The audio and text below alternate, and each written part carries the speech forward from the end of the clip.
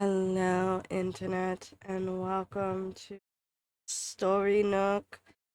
Today we are going to be reading I Rather Have a Cat Than a Harem, reincarnated into the world of an otome game as a cat living villainous. The author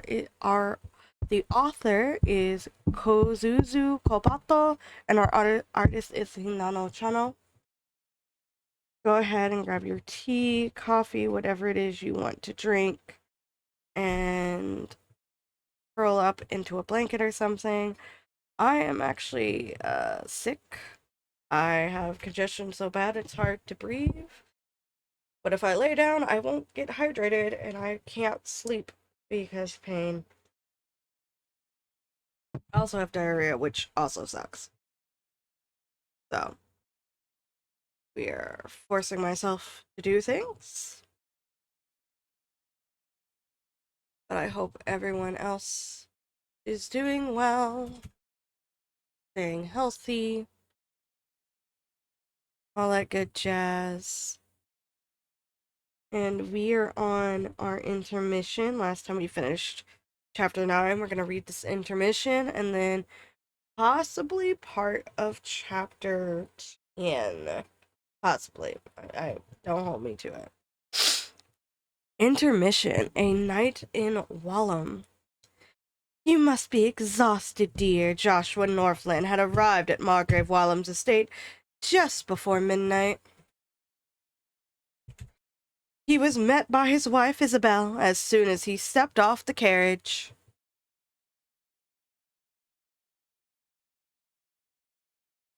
Work had made Joshua's arrival lag slightly behind the rest of his family. But now all the members of the Northland family were finally accounted for in Wallum. Unfortunately, however, Joshua was not in a position where he could take extended vacations from work, so he had to return to the royal capital the following week. Every year during Isabella's trip to Wallum, Joshua felt a bit like a traveling salesman, forced to temporarily live apart from his family because of work. But the short-term long distance never truly bothered him. Amy's probably sleeping at this hour, isn't she? Well, she is 10, teased Isabel. Want to see for yourself? After Joshua exchanged a few words of greeting with his father-in-law, Joshua and Isabel continued down the hall, in rapt conversation after being apart for so long. The topic of their children dominated the conversation, mainly Amy.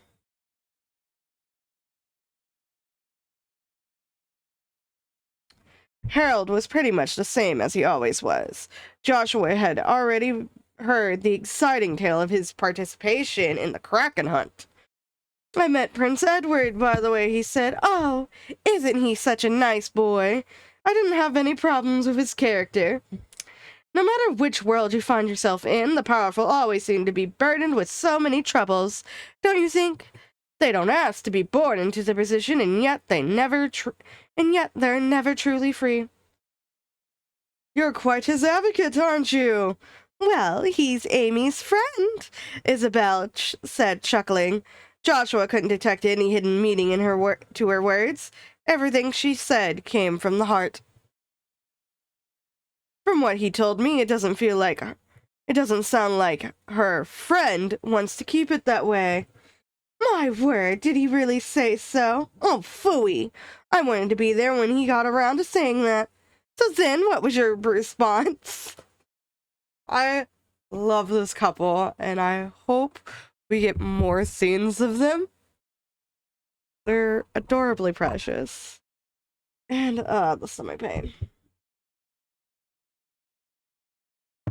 Drink water, stay hydrated. It's important.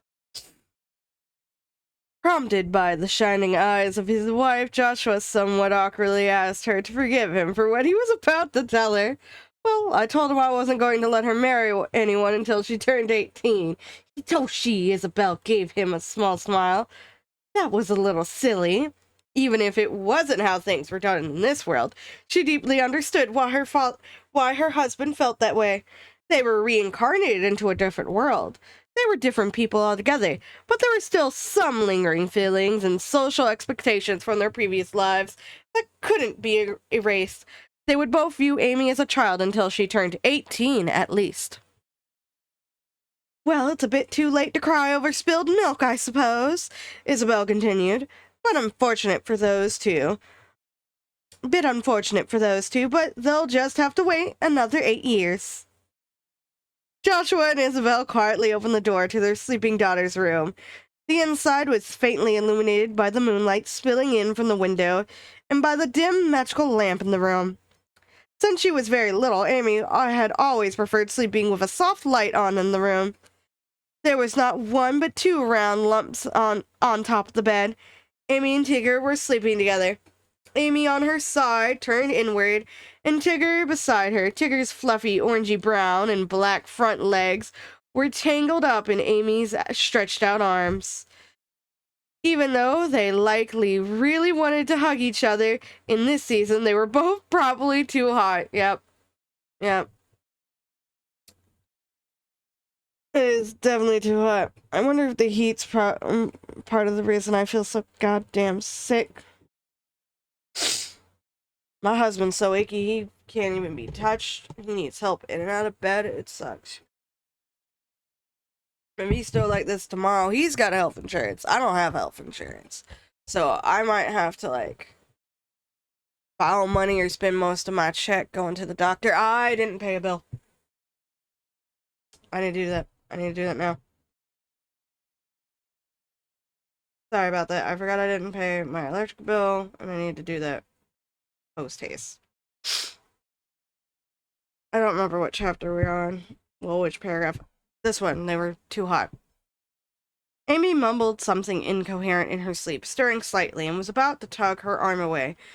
With his eyes still closed, Tigger stubbornly clung even tighter to her arm. Amy smiled in her sleep. I want camera, Amy mumbled.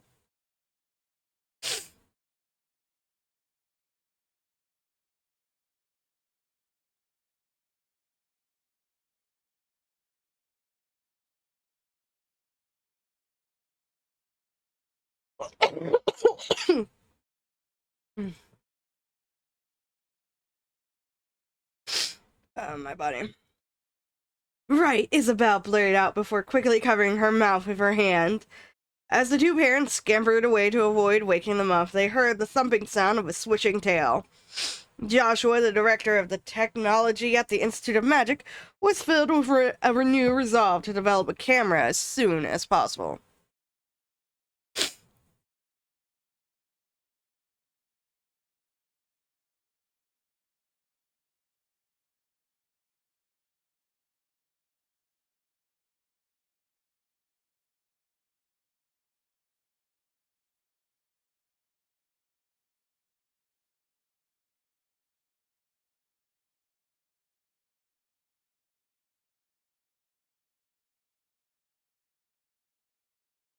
Doo-doo.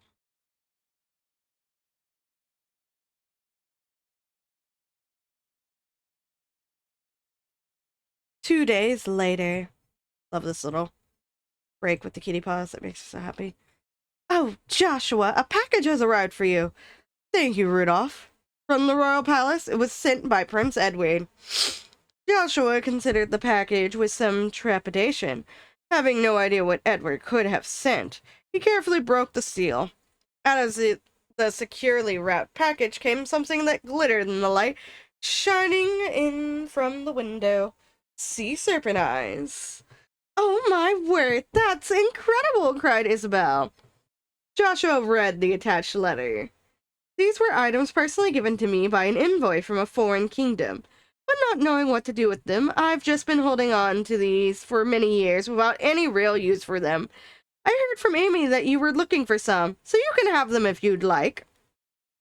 I'd much rather they be put to good use than just sit collecting dust in the back of a shelf, hidden from the light of day. There are no undertones suggesting you return the favor, nor is he trying to curry favor with you, Isabel said, reading over the letter. Quite a model student, wouldn't you say? Joshua cleared his throat, looking away. I'm not so easily affected by gifts. I don't feel a thing, he said, carefully picking up the package and practically skipping off to his room. I understand, sir. And then this is chapter 10. We've only been reading for about 10 minutes. But I'm gonna end it here because I want to go to the bathroom and that'll take a while. So thank you all so much for being here for this. I do hope that one day, like, I can post a new video every single day. I'm not currently making any monetization from any of my YouTube channels. With my main one, Chrissy Duffy, I'm lacking watch time. With Story Nook, I still have to get over that hurdle of 1,000 subscribers. I think I'm at like 50 or so, though. I'm not sure how many subscribers I actually have on the Story Nook channel. I would have to check. Yeah, about 58. So, woo. So, hopefully, my goal is I can be a bit more consistent this year and maybe hopefully reach 70 subscribers by the New Year's. I think that's a good goal. About like 10 or so. So I hope you all have a lovely day. Stay safe, stay hydrated. I'm still sick and I'm hoping to try to get better soon. So yeah, bye bye.